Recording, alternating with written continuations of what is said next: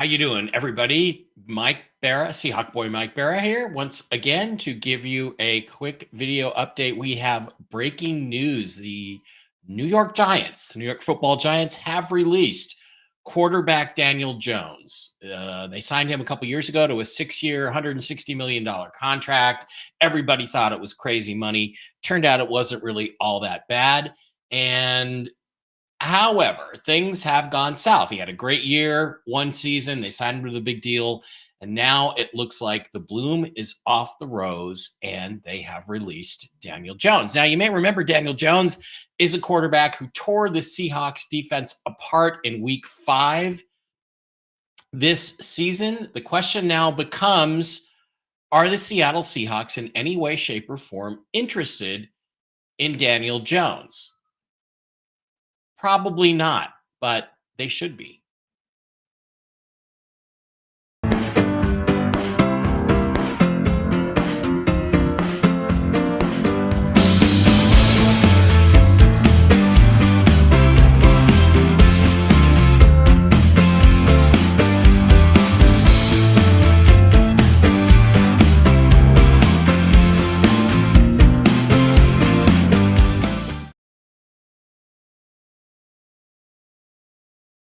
Hey, everybody, welcome back. Seahawk Boy Mike Barra here with you. I should actually change my name to Seahawk Boy Mike B. But we're here to talk about New York Giants quarterback Daniel Jones. He got released today by the Giants. He was benched this past week. Everybody said, well, he's just not playing that good, and they decided to bench him. And he went to the owner today and asked for his release. The Giants granted it. They are going to release him later today. The news was broken just an hour or so ago by guys like Adam Schefter and the usual crowd of NFL beat reporters and ESPN reporters. Big week in New York football. The Jets fired general manager Joe Douglas, who did, I thought, a pretty decent job of putting a roster together. The Giants benched Daniel Jones, and then he asked for his release. There's some details that go into this. The Giants are going to take on $20 million in dead money by releasing him, but it depends on whether they release him as a January 1st or a June 1st or a pre-June 1st cut. It just really depends on how much the cap hit is going to be for the Giants. We can look at that later if you really want to, but the bottom line is he is gone. Now, what has to happen at this point is that he will now have to clear waivers. He goes on waivers.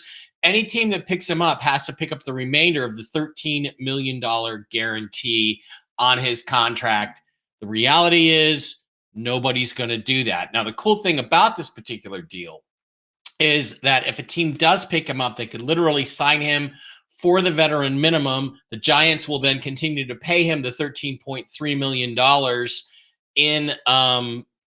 in guarantees that are left on his deal, and it will not count against the new team's salary cap. So they can just sign him for almost nothing, bring him in, give him a shot. A lot of people are saying, wouldn't it be hilarious if the Dallas Cowboys claimed him and then started him on Thursday on Thanksgiving against the New York Football Giants? That would really be interesting if the Cowboys did that. I don't know if they're going to do it, but the question then becomes, should anybody else be interested?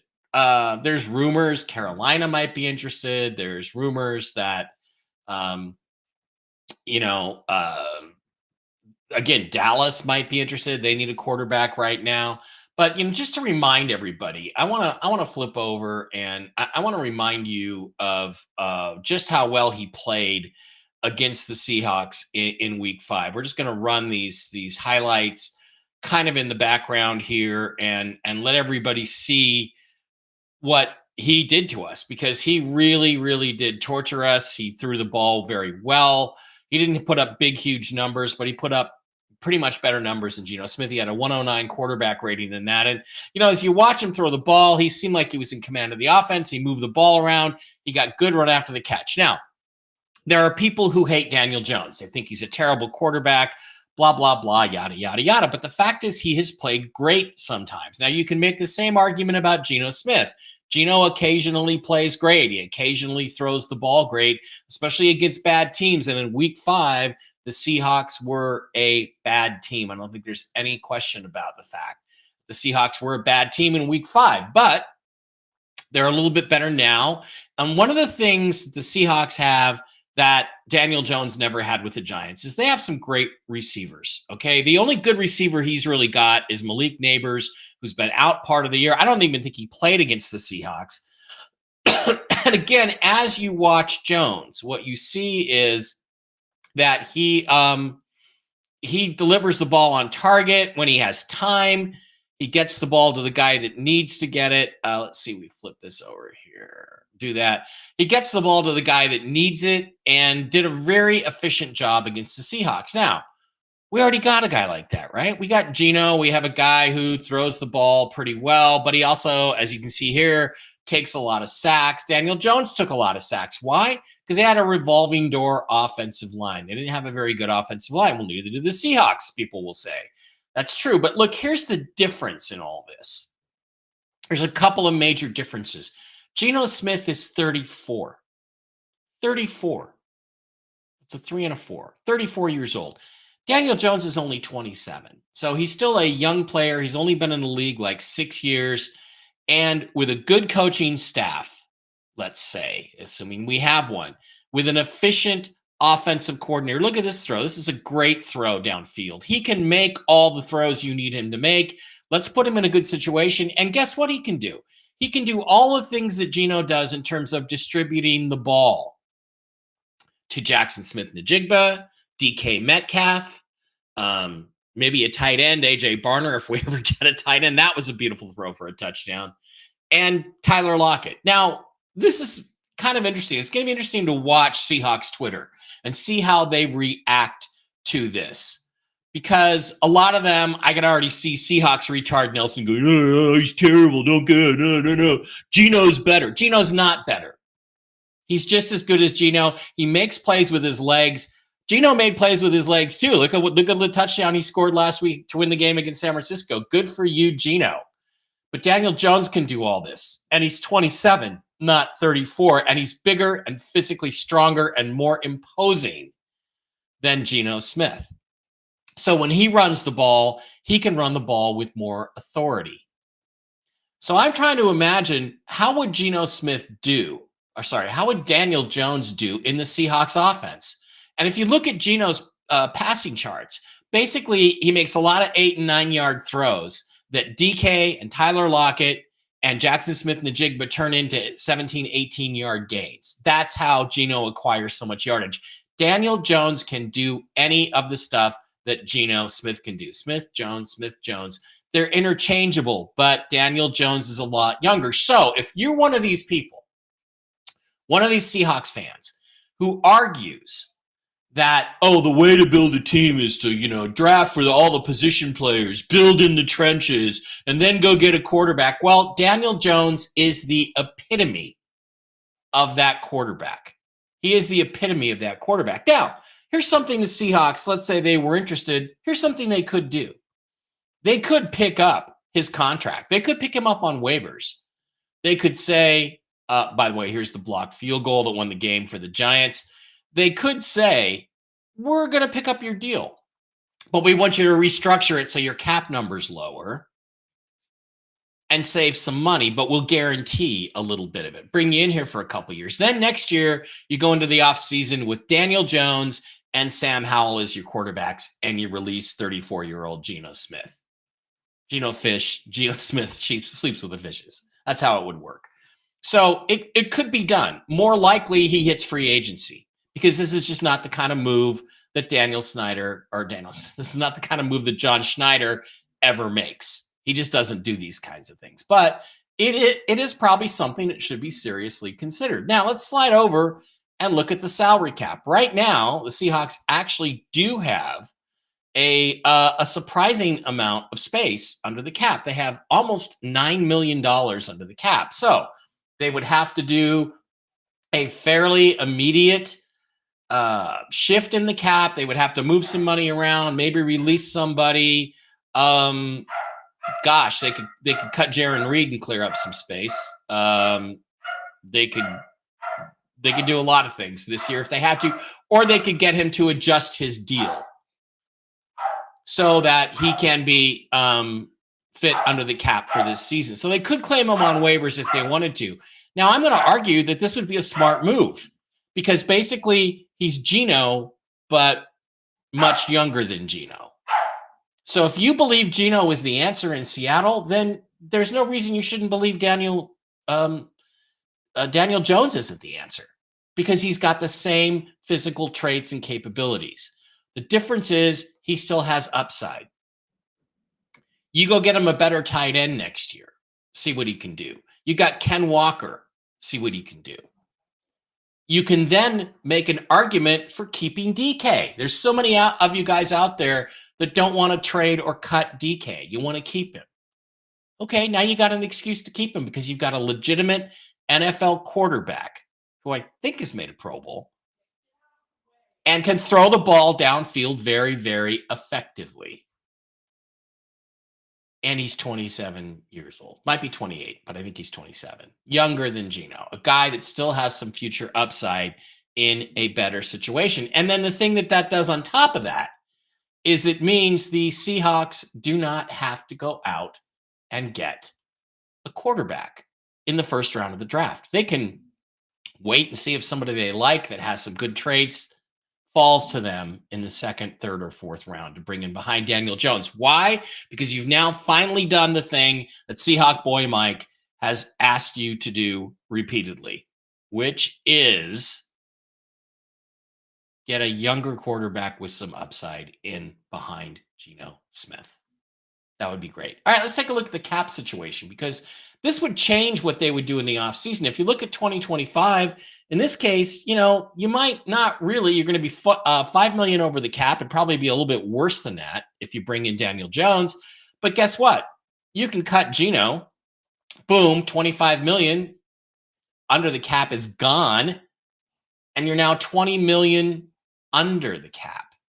You can still release a lot of the guys that I don't think are cutting it, that really aren't playing all that great. Uchenna Nwosu, Noah Fant. Where's the other Fant? George Fant can go. Rayshon Jenkins can go. He's 31. He's getting paid good money. Wow. All of a sudden, we've got $47 million. You can even make some tougher cuts.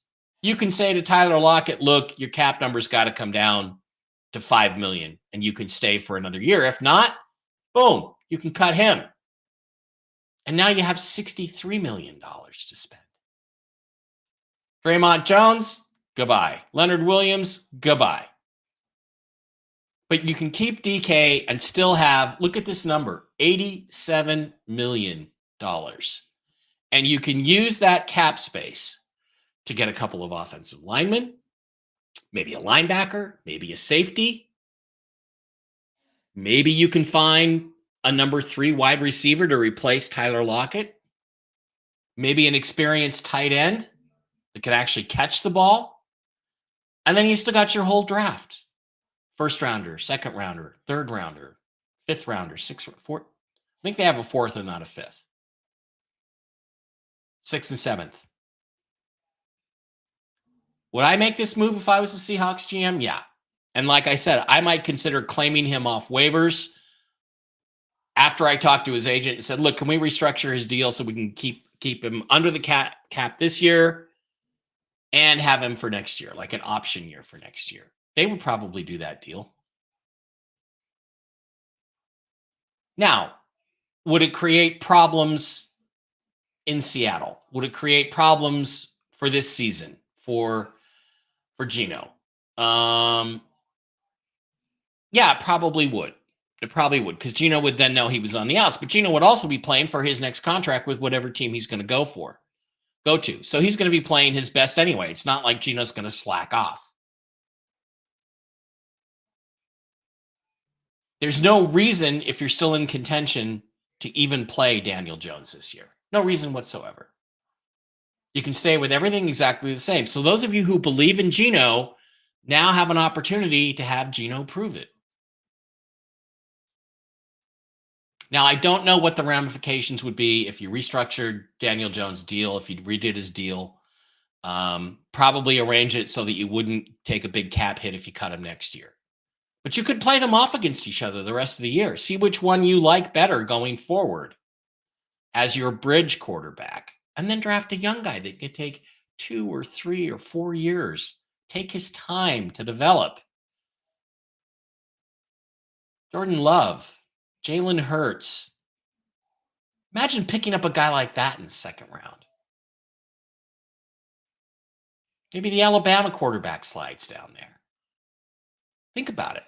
You suddenly have solved your biggest problem and have freed up the resources to fix your second biggest problem, which is the offensive line.